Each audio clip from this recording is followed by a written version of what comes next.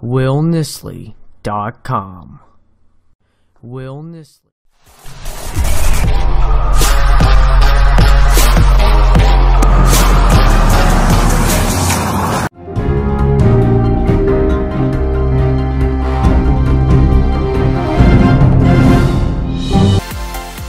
Whenever you hear about oil, the word OPEC isn't far behind.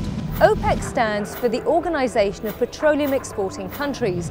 It's a group of 12 nations that have a lot of clout in the energy market because they produce about 1/3 of the world's total oil and export it around the globe. That's about 30 million barrels of oil every single day. It was formed in 1960, the goal to coordinate oil production to ensure that members are pumping enough supply to meet demand. If all 12 countries play by the rules, it can help to regulate and stabilize global oil prices.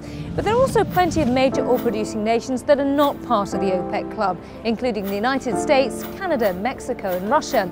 And they don't attend OPEC meetings, and as such they're not bound by the cartel's decisions. And as these nations have increased their production over the past few years, OPEC's influence in the market has plunged. There's now an excess of oil supply which has pushed down prices significantly. The price drop has caused political problems in some OPEC countries that rely on oil sales heavily to fund their governments. Well, OPEC's grip on oil may be getting weaker, but it also means lower prices at pumps around the world. We started with that today because it helps us explain the news that Qatar, a Middle Eastern country whose economy is heavily dependent on oil and natural gas sales, is pulling out of OPEC. Here's why that's significant. For one thing, it's a setback for the Organization of Petroleum Exporting Countries. OPEC currently has 15 members. It'll be down to 14 when Qatar officially leaves on January 1st. And this comes at a time when OPEC is trying to increase its membership. Over the past 2 years, the African countries of Congo and Equatorial Guinea have joined OPEC. One analyst says Qatar's departure will reduce OPEC's oil production to where it was before the 2 new members signed up. There's also an issue of timing. OPEC's members and other major producers of oil are scheduled to meet this week to talk about reducing their production. They want oil prices to be higher. Some experts say Qatar's withdrawal from OPEC probably won't have a major effect on the oil market, but others say it could cause complications within OPEC. But why is Qatar leaving? It's been a member of OPEC for almost 60 years. Last year, several Arab countries, including some other members of OPEC, cut off their trade and diplomatic relationships with Qatar. They said it was because of Qatar's support for terrorist groups. Qatar has denied doing that, but it's also increased its production of natural gas to help its economy. OPEC doesn't oversee natural gas production, and Qatar's a major producer of it. In fact, it's largely because of natural gas production that Qatar has one of the highest per capita income levels in the world. 10-second trivia. Which of these nations is the world's largest consumer of steel? United Arab Emirates, China, United States, or India? When it comes to steel, China is both the world's largest consumer and producer of the metal.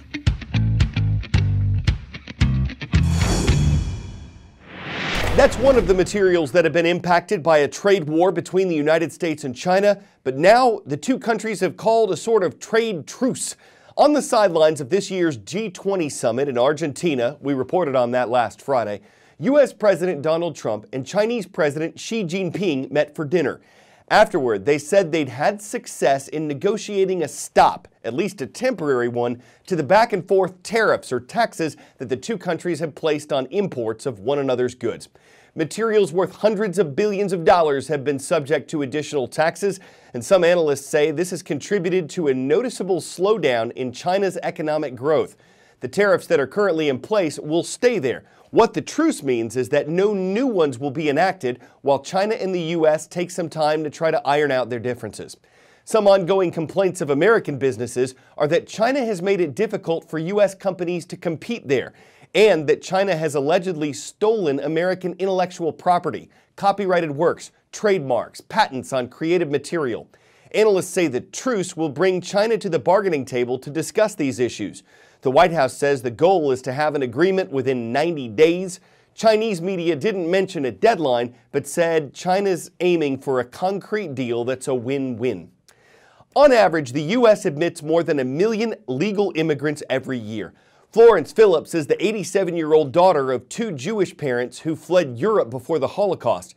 And since she started her nonprofit organization in 2004, she's helped thousands of people from other countries and their families learn English and other aspects of life in America. I came to U.S. in 2005. When I came here, the first thing that I wanted to do is learn English. How you think? They need more water or no? That was hard for me to take English class because I don't have the transportation and my schedule. I have to go to work. I had to take care of my daughter. I am the daughter of immigrants from Europe. I saw how they struggled not speaking the language. I spent time in the Peace Corps teaching English. When I came back, I became aware that people living in my own backyard could not speak English. You ready?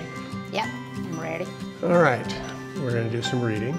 I started this program to help adult immigrants learn English so they could advance their lives here in America. His job is to fill boxes with glass. Jimmy does not drop any boxes. I thought that was pretty good. I was amazed how large the immigrant population is here in Nevada. But there were no ESL classes that these people could access. They had to pay tuition, purchase books. Come on in. And they had to meet the schedule. We're going to do singular and plural. I made sure that I would eliminate all the obstacles. Good. So it goes man. Man. Our entire program is free to students. We teach. Whenever the student is available, we give the students personal attention. What is the purpose of the judicial branch? We also offer free classes in U.S. citizenship study so that they can prepare for their exam. The House of Representatives has how many voting members? It is a very difficult test. A lot of Americans say they could not pass. To apply costs more than $700. So our program helps to raise money to help these students apply for citizenship. The day I passed the test, I feel great. My hard work paid off. I want to say thank you to my teachers. They believed in me and told me, you can do it. And I'm believing in myself. Today is the day that I became a U.S. citizen. I feel proud to be American. Congratulations.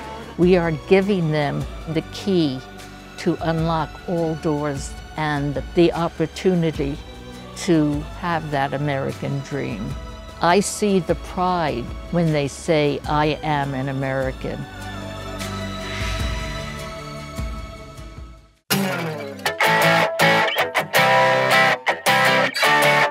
There's a new face in space. It's an artificial intelligence robot named Simon, Simon with a C, standing for Crew Interactive Mobile Companion. It costs $6 million to build Simon, and it's designed to help astronauts with their missions and occasionally give them someone to talk to. But Simon has had some glitches, like getting stuck in music mode or thinking an astronaut was being mean when he wasn't. Thankfully, Simon can't take over and get revenge. Now, fans of Arthur C. Clarke might ask, how could they do this? There are 9,000 reasons why intelligence in space should be natural.